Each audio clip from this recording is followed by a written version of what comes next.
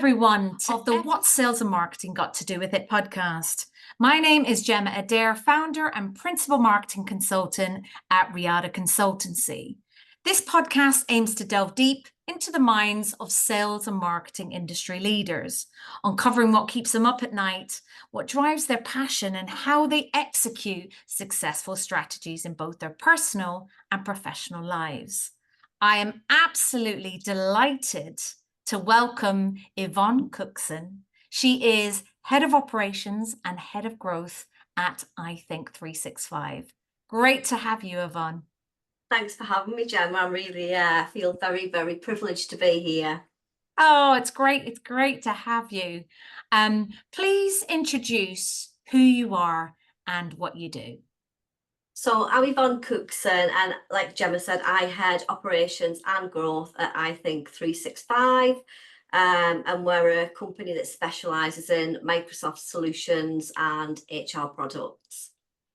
Perfect. And just out of curiosity for the audience, when and where did your sort of journey begin? I know your experience comes from, accounts, operations, and now you're in that sort of head of growth role as well. So tell us a bit more about that. So my actual marketing career started when I had my own business, when I had an accountancy practice sort of back in 2009, 2010. And initially I was a one-man band, I had to do everything, marketing and everything. So that's, I'd say, when my journey started. Obviously, as my business grew, those sort of roles went to other people. But as far as iThink365 is concerned, when I came to iThink, I came just as an operations manager.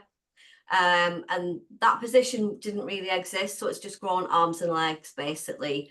But I feel like I've really found my feet within the growth side of the business, and nurturing those relationships with customers, and also the marketing as well. So yeah, so I've had quite a long journey within marketing, so I sort of know a little bit about it, but I wouldn't class myself as a marketeer like you are. You are too kind. So given your experience, from running your own business, marketing your own business, and obviously up till present day where you're marketing it for a company, what sort of challenges would you say you faced along the way, whether just generally or with marketing specifically? I think the challenges are what works and what doesn't, and it's trying those things out and testing them and being patient. And that's something I'm not brilliant at, is being patient.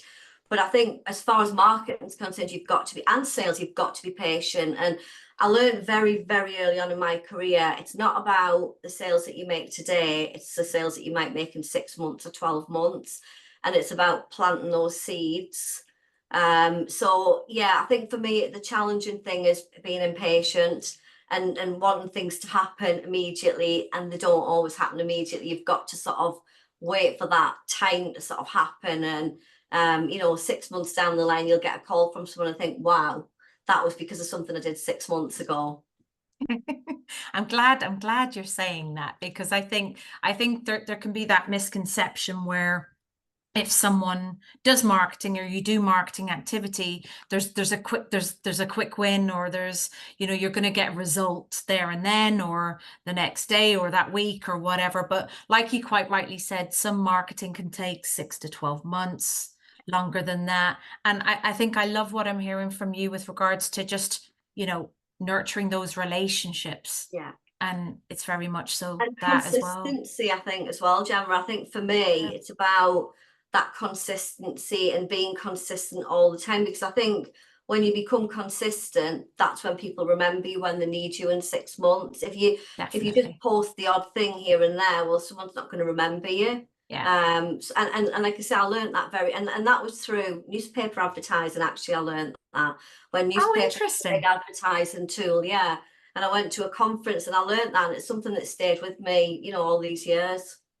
Oh, that's perfect. No, it's really cool, listening to your journey and how you started off dabbling in marketing, through running your own business, and how, all that experience, regardless of how much you did or little or whatever, it's really benefited you with regards to what you're driving currently. What does a day in the life of Yvonne look like? Take us through your day from time you get up in the morning to, the time you kind of like, right, that's my end of day. Yeah, it's really weird you've just asked this because I've just actually written a day in the life of that I'm going to post this week in Ah, my life. brilliant. Watch this My space. Yeah. Yeah, it's going to go on social media this week. But my typical day starts quite early. I've got ADHD, so I'm very much a morning person. I'm very much more productive in the morning. So I get up early, take Walter for a walk, and I see that as my commute. So I sort of visualize that being, because obviously I work fully remotely. So I see that as my commute on our way home. That's me going to work, and then I'll start Yeah. work. And I'm very routine focused as well. Again, Perfect. I've got ADHD, so I have to be in quite a stringent routine. So I always do our finances in the morning. I try and arrange any meetings in the morning, obviously catch up with all my emails, any sort of chasing that I've got to do, any sort of customer liaison. And then afternoons tend to be, as well as meetings, but they tend to be sort of my marketing, and that's when I'll do any sort of write any marketing content. I'll schedule it, and also obviously reach out to, leads and opportunities or people that I'm having discussions with. But every day is different. Although I do similar things every day, there's not one day that's ever the same. And I'll have my list of things to do. It doesn't always get done because something will get thrown in the mix. Prop up. Yeah, and it's just, you just take each day as it comes, and do as much as you can, really. But it's Definitely. always busy. I never have a quiet day, ever. Ah, no, that's great. And I can, from knowing you as well, working with people, different stakeholders, I'm sure that gives you a lot of joy because there's different conversations and different relationships to be nurtured and Yeah. built and And I so love on. that part of my job. And that's a bit Yeah. that I'd say that I'm probably very good at. I like to nurture our relationships that we have with past customers, with current customers, with potential customers. And because, even though we're a remote business and people tend to do a lot of things online, for me, people still like people. People like to Yes. see people, people like to talk to people. And it's good to sort of to keep that going. I think it's really important. Definitely, definitely. And you know how you show up and who you're being and so on. Which brings me to my next question about, is there an area of marketing you like the most and why? I love writing content because I Yeah, love to write. So for me, I'm quite creative. That's probably the main thing that I'm creative with, is writing. So I love to perfect. write content, and I like to be challenged as well. I think marketing can be quite challenging. So I like to see, sometimes you can write a post, and you can write a separate post, but it's the same message, but you can do it in a very different way. That's the Yeah. bit I like about marketing, seeing what works, seeing what engagement we get, and who's sort of looked at that, because you can make it quite nosy, marketing.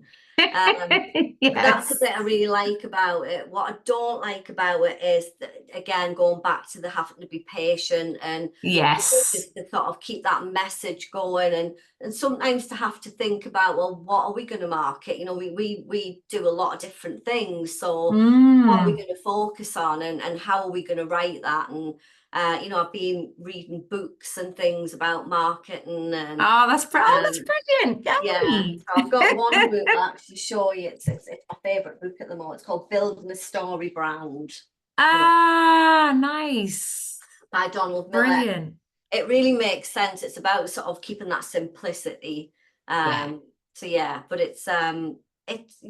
there's things I love about it, and there's things that I just wish it would be a bit quicker. Yeah, you definitely have to have patience. So I could Yeah, definitely resonate with you there. And I think it's also like educating or informing others to have patience as well with it, because you're working with multiple different stakeholders, different teams, liaising with third parties and stuff. And it's kind of, marketing isn't just one element or one fact. It's a whole load of different sort of elements that kind of combined into, is it a campaign? Is it an event? Is it something digital? Is it paid social? It's a combination of different things, and you have to have patience and, Yeah. just, yeah. And sometimes it's being able to, because sometimes I get really passionate about some of the products that we've built. Then it's trying to get that message across Yeah. to people through marketing, because it's not always as easy as what people think. It can be quite difficult. I know what the product is. I understand it. I'm really passionate about it, but that doesn't mean somebody reading our marketing post understands that. Yeah. So that can be quite challenging as well, sort of trying to get that across very simply to people. Definitely. And I think it goes back to your consistency, nurturing kind of consistency with the posts and things like that, and just kind of taking them on a journey with Yeah. what you're doing and the content. From your experience, what do you think are the misconceptions do people have about marketing? That things will happen really quickly. Yeah. Because they just don't. Yeah. I'm just having a think. The existing customers, that you shouldn't market to them, because I always feel like your existing customers are the core of your business, really, and Yeah. those are the people that you should be marketing to the most. Whereas I think a lot of Mm. companies think, well, we've had that customer, we need to market. Yeah, you do have to market for new customers, but it's those customers that, if you've done a good job, are the ones that are going to refer you, the ones that are going to come back to you. And I think that Exactly. there's a big misconception there, that we just need to market to new people. Definitely. I think it's going back to your point as well, because it's that whole funnel of things. You've got your new prospects, new business, then you've got your existing customers, and that, you have to be close to them in terms of like building customer advocacy and taking them on a journey just as much as you would a prospect. Because they're your use cases, they're your advocacy, they're your stories, they're your, there's multiple different ways you can kind of take them on a journey, build those relationships, and land and expand on those accounts as definitely. well. Massively so. And I think those existing customers, when you've done a good job for a customer, if they need something else, which generally people do, because these sort of things do grow arms and legs as well, they're going to come back to you if you've got a good relationship with them and you've nurtured that. Definitely, particularly if you've got Yvonne Cookson on the other end, having conversations with them. It's just, yeah, I can see how someone would just, get back on the phone again, have a conversation with you, and kind of explore, a further discussion. So it's really great what you're doing. How do you stay up to date with what's happening in the market, whether that be marketing? You've just touched on there about a book, but also because you're in the tech space. I know you love getting hands-on with the tech. So how do you stay up to date? Obviously, I'm always sort of like looking at webinars, other people's webinars. I look at other people's content and see what they're doing. Obviously, Microsoft itself. I mean, they do some amazing things that you can sort of do, with the training. But it's just reading for me. It's all about and doing. You mentioned Copilot before. For me, it's about using it and utilizing it. And then I think when you can use something yourself and have a passion for it, it's much easier to sell it, because people believe people that are saying something that they're actually using and doing.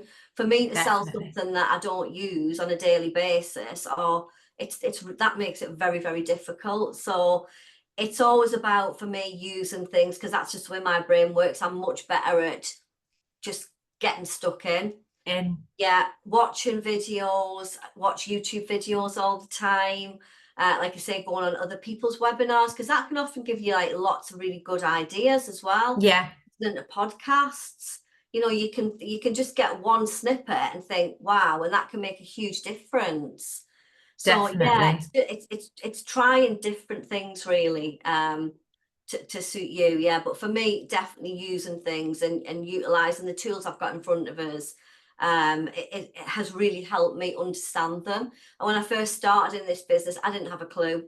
I didn't know. I was a complete technophobe, never really utilized technology, and sort of steered clear of it really. I don't know why, because I absolutely love it now and I really embrace it. Mm, I think it's the last 2 years have taught me that that's the biggest lesson I've learned, is how much technology can really, really help you, no matter what role you're doing, whether it be in marketing, sales, or any sort of role. It's vital really for moving forward for companies.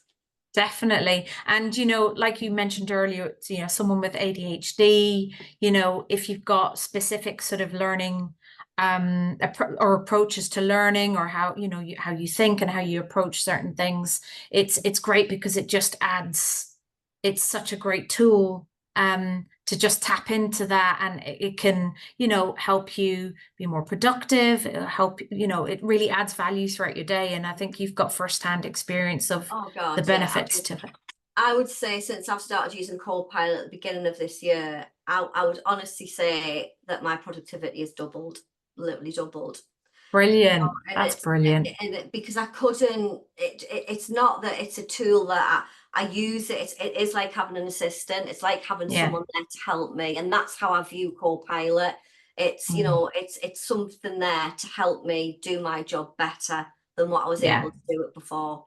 That's But all brilliant. the other tools as well, like Planner and things like that, I just couldn't. I don't think I could function without them now. It's amazing how quickly you get used to using something, isn't it? Definitely. And the intranet and just communicating. And I think for me as well, that working in a remote company, communication is key, and we've got that down to fine art here. I still Mm. have those coffee break moments where I'll just ring one of my colleagues up, and just for 10 minutes, because like I say, people like to see people, and we still need Definitely. human contact. It's just Yeah, that no, balance, isn't it? that's really, really important. I think it's great that iThink365 has fostered that great Yeah. culture, and it's very much felt, across the organization, which is brilliant, which is Mm. brilliant. Um, if a young person, for example, wanted to get into marketing, what advice would you give them?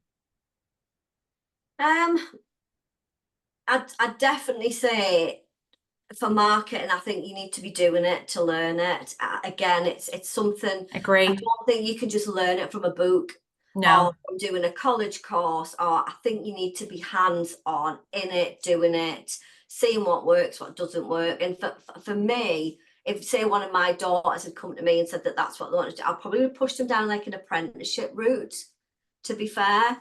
yeah, And I yeah, think yeah, yeah, you're yeah. getting the best of both worlds there. But yeah, it's not an easy industry. I think it's not an easy sort of career to go Yeah, into. I mean, I'm quite lucky that I've got quite a diverse, with what I do. But I think if you've got, if you've got that bit of creativity, that little seed can turn into something much, much bigger. Just go for it. definitely. No, I think that's really good advice for a young person to kind of take on. And I think it's just being realistic as well about sort of, it's not an easy route. There's no quick win. It's you have to, you know, get a mix of both, being hands-on in the Yeah. role, plus, do your reading and kind of, refer to different books and so on that can really enrich Yeah, your it's trying a experience and bit your of knowledge. everything. Yeah, Yeah. definitely. And yeah, I think yeah, I mean it's a really interesting career, definitely. But I do again think you've got to understand what you're marketing. I think that is Yeah. just key. If you don't understand what you're trying to put out there to people, you're gonna fall flat on your face. You've got to Yeah. understand the business or the product, or you've got to have Yeah. a real good understanding. I think that's where you start with marketing, It's understanding Definitely. what you're trying to sort of to market to people. Definitely. And if you use that product in-house, we talk about different tools, Microsoft tools. If you're actually using that in-house, it's brilliant because you can Yeah, market it better because you've got first-hand experience of yeah, using, Copilot and so yeah, on. You know the benefits, so you can really create content around yeah. that, you And I know. think that passion shows when you use something and you actually really enjoy using it and it does make your life easier. You can't sort of fake that. No, it's very authentic. I mean, you should be authentic anyway, but Yeah, I think when you use the yeah, technology, it's definitely. just great. Work-life balance. How do you create life balance, between home and work? And, tell us a bit more about that. I mean, I'm pretty good at that. I'm very lucky that I have a room which is my office. And I think for me that's really important because I can shut the door at the end of the day. I'm not saying I've got the best work-life balance because I will sometimes sit on my phone, but I don't really see that as work when I'm on LinkedIn or, connecting with people. I quite enjoy doing that. But it is really, like I say, for me, I mean, I actually wrote a co-authored a book about this, about work-life balance. Many when COVID first happened, actually, and it was, things like getting dressed in, as if you're going to work, putting a pair of Yes. shoes on, even if you're in the house and work remotely, actually wearing shoes. And I know that sounds really bizarre, but it makes a difference. Like doing my commute when I go for a walk and sort of visualizing that as I being my love that. to work. And it's those little things and making sure that you have breaks. And again, I use the tools that I've got to remind me because I get really hyper focused on things, so it's Mm, important that I get those reminders that come through. But I think work-life balance for any sort, especially sort of like senior management, is difficult. It's really hard, and it's like, when do you switch off? But again, for me, having that door and being able to shut that door in my office, I think that's the biggest thing for me to help me. Like on a Friday evening, I shut that door and I never open it again until Monday morning. And mm, that's really important that I do that because you've got to have that time off as well. You've got to, your brain and your body's got to recover from work to really definitely. give your best. It's almost like decompartmentalizing, or Yeah, as they say, it's kind of like, right, this is my space for this is my space for that, and kind of separating yourself from that. I think what you've just mentioned there is brilliant. Even to, in lockdown, wearing a suit, even though you're behind a screen, putting yeah. on, some heels or, Yeah, nice doing your hair, shoes. putting a bit of makeup on, it does Yeah, make it, yeah, because it gives you yeah, that, it makes you feel better. So yeah. if you feel better, you're going to sort of present better. Yeah, definitely show up in the right Yeah. way. Out of curiosity, what did you want to be when you grew up? So when I was younger, I wanted to be a pathologist, believe Oh, it or did not. Yeah. oh, Yeah, I did. It was wow. something I really thought I'd go into medical, and then I just was sort of, when I got to high school, I just never went down that route. And actually, I fell into accountancy completely by accident. It was never something I wanted to do. And how was that experience for you being in a, did you obviously qualification and then you kind of started your own business, or Yeah. what does that look like? Yeah, so I worked for one company while I was at college, Yeah. and I just used to watch people come in and be absolutely terrified. And Oh people God. would dress up in them days to go and see their accountant. They'd put a suit on, and they look more terrified when they were. And I just thought, I can do this differently. I can do it better. And going back to Oh. the marketing side of things, we were Mm. actually very unique in that when I set my accountancy practice up, it was the only female only practice in the country at one Oh, point, interesting. and we did things very differently. We were very informal. We were very sort of customer focused, which back then was quite unheard of in the accountancy world. Right. Um, so yeah, it was. I've lost my train of thought now. That's my ADHD. No, no, So I no, it's was, fine. It's brilliant. That you t like took us through like where, yeah, the pathology, to be a yeah, pathologist or don't know where whatever. that ever Yeah. came from. I mean, yeah, but look, but actually, when I look back now, accountancy probably wasn't the best industry for my brain, but I was very good at business, and that's the bit that I excelled at. I grew my business. it became very successful. We won multi-award Brilliant. winning, and that's the bit that I loved. I enjoyed that bit of it rather than the accountancy side of it. So I think that's how I've ended up in this role, and I love my role. I love my job here. That's great. I think as well, because you're building things, you're seeing things kind of Yeah, transform. You're seeing, things take its course, or kind of like even with marketing, it's kind of you start from somewhere, and that kind of growth and the yeah, metrics and the results and so on. Even with the operations, just systems, structure, all of that. And again, that's marketing as well. It's getting that structure, getting the yeah, processes in place, the momentum, streamlining, doing all of that good yeah, stuff. definitely. Yeah, so it's definitely up there, I'd say. But that's thank you for sharing that. What is your passion in life and what drives you? Um, I think I'm definitely a people pleaser person, and I think that is definitely what drives me. I like to make people happy. I like Okay. to see businesses transform, Mm, and because of what we can do, and honestly, I see that on a daily basis, and it's like just to see sometimes the look on people's faces when we've delivered something, and it's literally changed the whole business model, or nice. how I've saved them so much money. It's that's the bit that really, really drives me every day. Because I think I've just got such this passion for what we do, Mm, that I just want everyone to do it, and everyone understand, like, what we can do for them. And not everybody does understand, and obviously not, yes. sometimes people think, oh, I don't want to sort of spend that money, but actually the one thing this business has taught me, and I wish I'd known this, I so wish I'd known this, is you have to invest.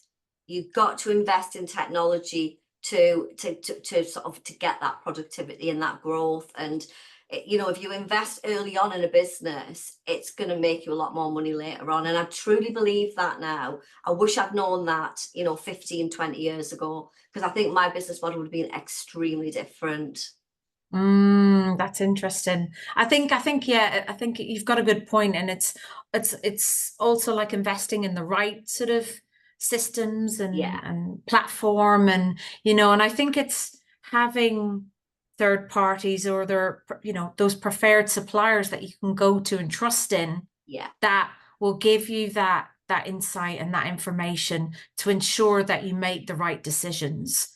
yeah, For your business. And I think from the sounds of it, iThink and 365 and the team and yourself, is really kind of supporting, businesses with that. yeah, definitely. And it's not easy, Gemma, because I think, Mm, you do make lots of mistakes when you, especially early on in business. And I think mm, that's, but it's sometimes about just taking those mistakes on the chin and thinking, well, that didn't work, but let's try this, and let's not try giving something up. else. Just keep going. And and that drives me again, is just to keep, I like a challenge. I like a challenge put in front of me, and I always have done. Give me a challenge, and I'm gonna, some way I'm gonna find a way with it. And that's just Oh, the that's way I work. brilliant.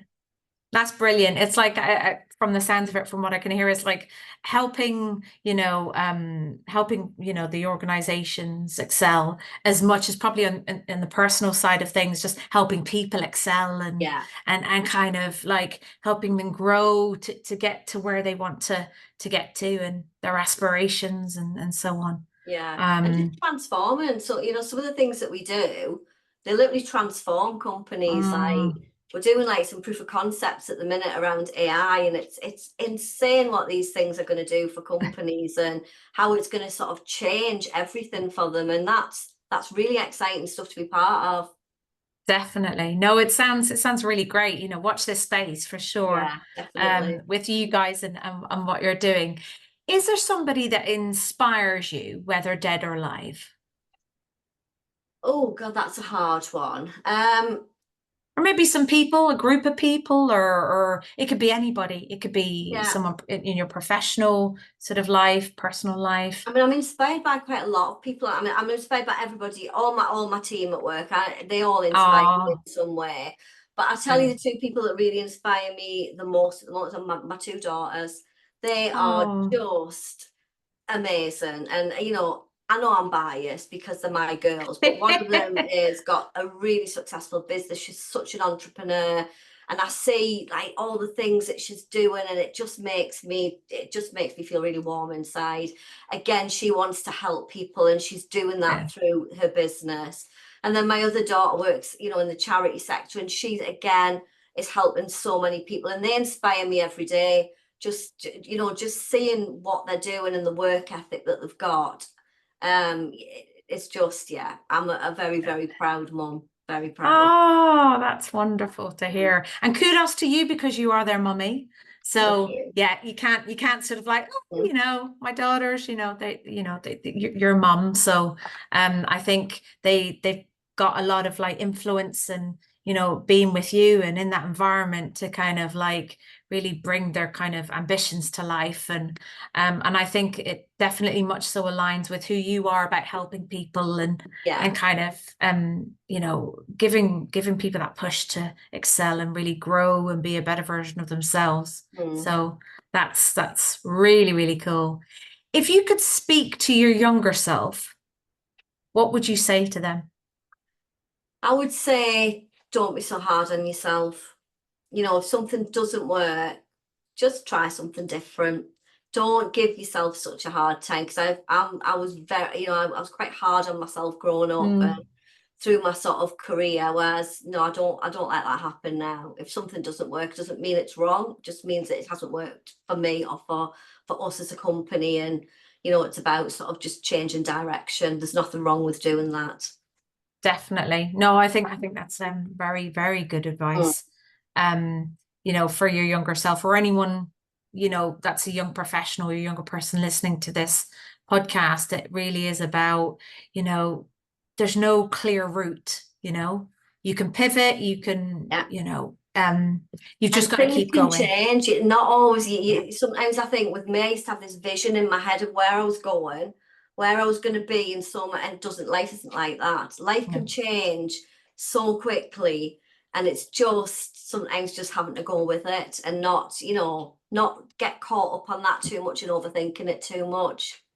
definitely, definitely. Where can you see yourself in 5 years' time?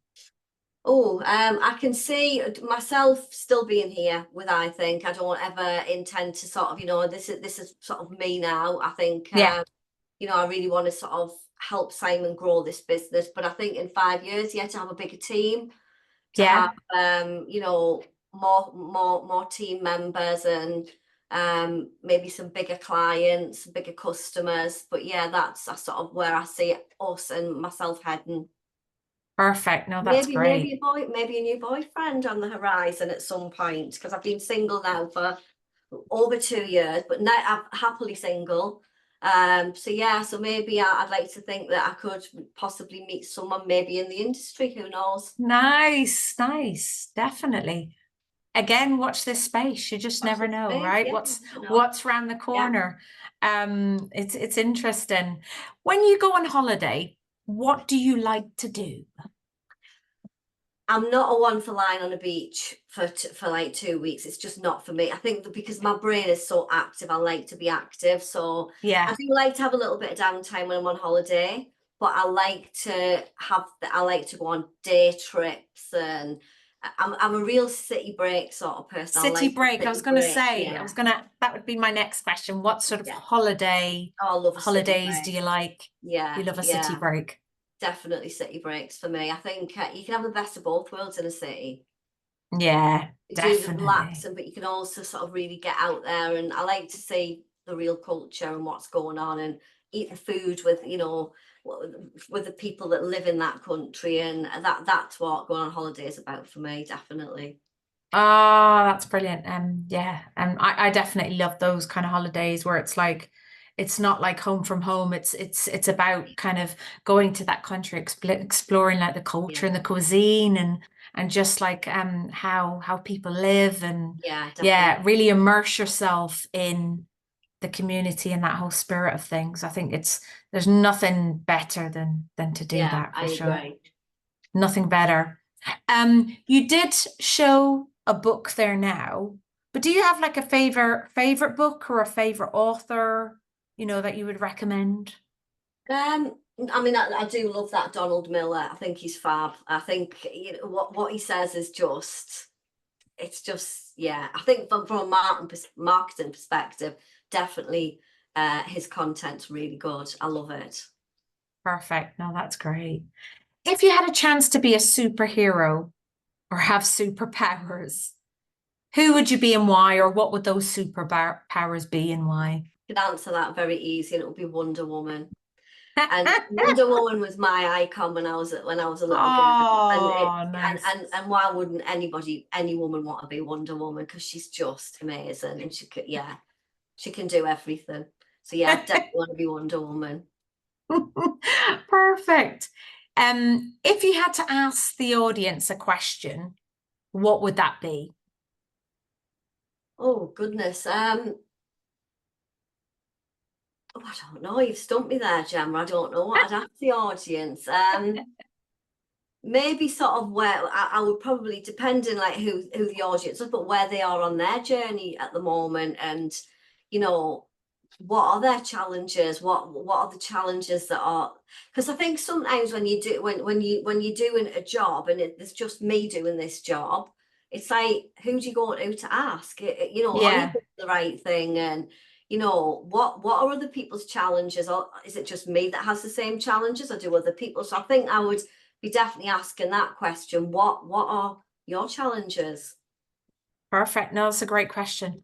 And I think a lot of people don't ask themselves that. They just sort of go on, they just continue as they are, they continue, Yeah, on in life, and they don't kind of just take a moment to just yeah. ask themselves certain questions, you know.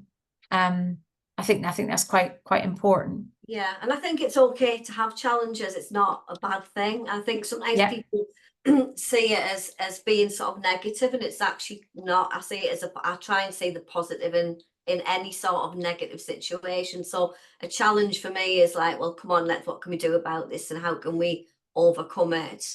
But yeah, I think for me, if I had to ask questions, it'd be what are other people's challenges, just to see if they're having the same challenges that I have.